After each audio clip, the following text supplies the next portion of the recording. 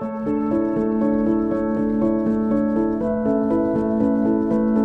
connais cette montagne depuis mon adolescence. Elle m'a toujours fasciné. J'ai 60 ans aujourd'hui et l'émotion est toujours intacte. Mais je vois les glaciers se réduire à vue d'œil, reculer chaque année jusqu'à sembler aujourd'hui si fragiles. Mon entrée chez Renault Trucks il y a 2 ans a beaucoup fait sourire mes proches. Moi, l'ancienne avocate avec ses fenêtres super isolées, ses chemises en coton bio et son compost maison, qui part négocier des contrats chez un fabricant de camions. Ben oui, c'est justement parce qu'il y a des choses à faire, des combats à mener, qu'il faut aller dans l'industrie. Et je pense sincèrement que mon savoir-faire est sur ce terrain. Le réchauffement climatique est une réalité et nous sommes tous individuellement responsables de nos décisions et de nos actes.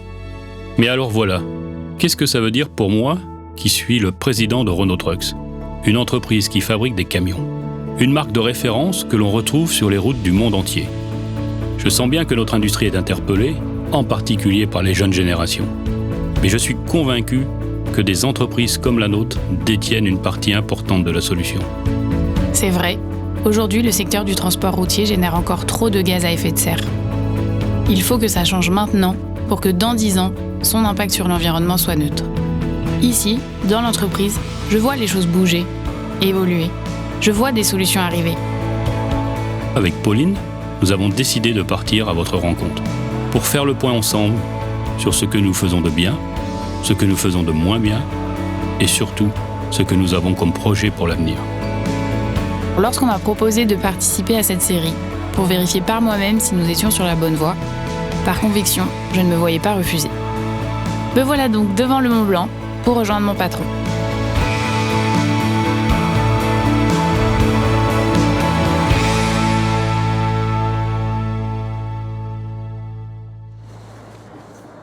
Bonjour Pauline. Bonjour Bruno. Alors cette montée, Superbe, c'était la première fois que je le faisais, c'était magnifique. magnifique. Ouais. Donc voilà pourquoi je t'ai proposé de venir ici. Donc c'est la mer de glace. Et moi tu vois, je venais ici à la fin des années 70, j'avais une quinzaine d'années. Et en fait on descendait à pied, la glace était 200 mètres plus haut. Et on avait accès directement sur la mer de glace. Et tu vois, c'est là, en voyant cette fonte, que j'ai pris conscience du réchauffement climatique. Alors ce que je te propose, on a rendez-vous avec un géomorphologue et il va nous expliquer, il va nous donner tous les détails de l'effet en fait du réchauffement climatique sur la montagne et sur les glaciers.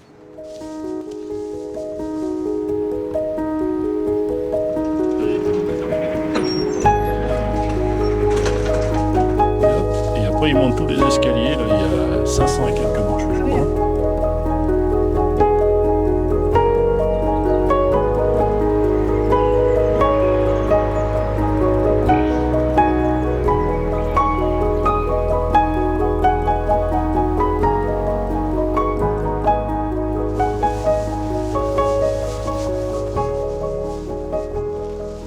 Bonjour Ludovic. Bonjour Bruno. Je vous présente Pauline qui travaille avec moi chez Renault Trucks. Enchanté Bonjour, Ludo. enchanté. Alors qu'est-ce que vous étiez en train de faire là ? J'étais avec ce télémètre en train de mesurer la perte d'épaisseur du glacier l'année dernière. Du point de vue climatique, 2022 a été absolument catastrophique et j'en mesure les conséquences. Pauline, je vous propose de faire une mesure de la perte d'épaisseur du glacier, c'est-à-dire qu'ici, on est au niveau du glacier en 1986.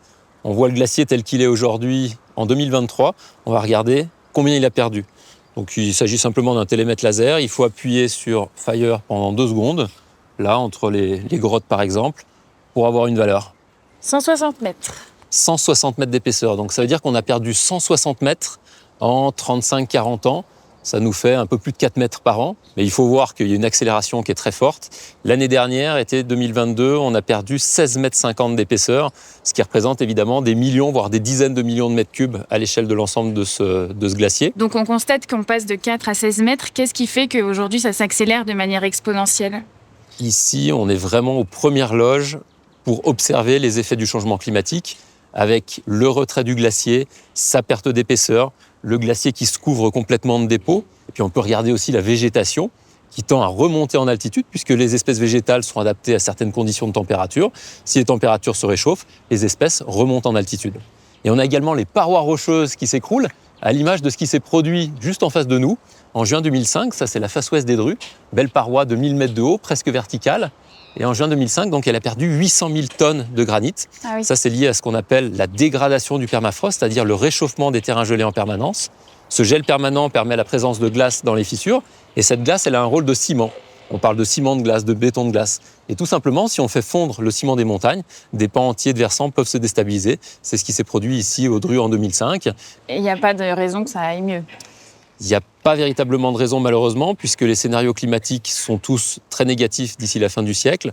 Donc on s'attend à ce que le glacier disparaisse autour des années 2045-2050. Même si aujourd'hui on arrivait à stabiliser les températures telles qu'elles sont aujourd'hui, le glacier, comme il est en déséquilibre complet avec le climat, il va de toute façon continuer à se retirer pendant au moins plusieurs décennies. Donc au mieux, on peut limiter la casse, si on peut dire les choses ainsi, mais le glacier ne va pas revenir, en tout cas dans les prochaines décennies ni les prochains siècles. Ludovic, merci pour votre temps. Merci pour toutes ces explications. Plaisir, bonne journée à vous.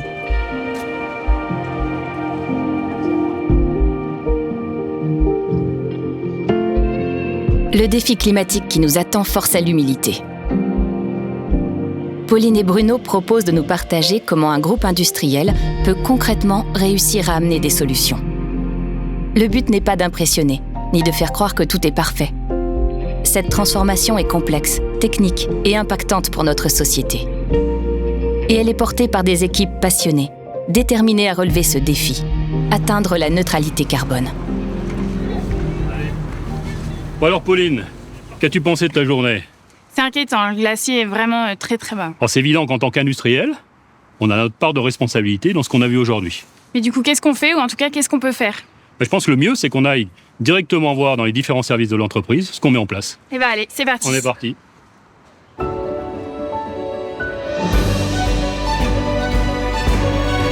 Ici, on compte récupérer un peu plus de 5 gigawattheures par an d'électricité, ce qui permet d'alimenter 36 camions pendant un an. 100 fois plus que si on avait utilisé du biodiesel.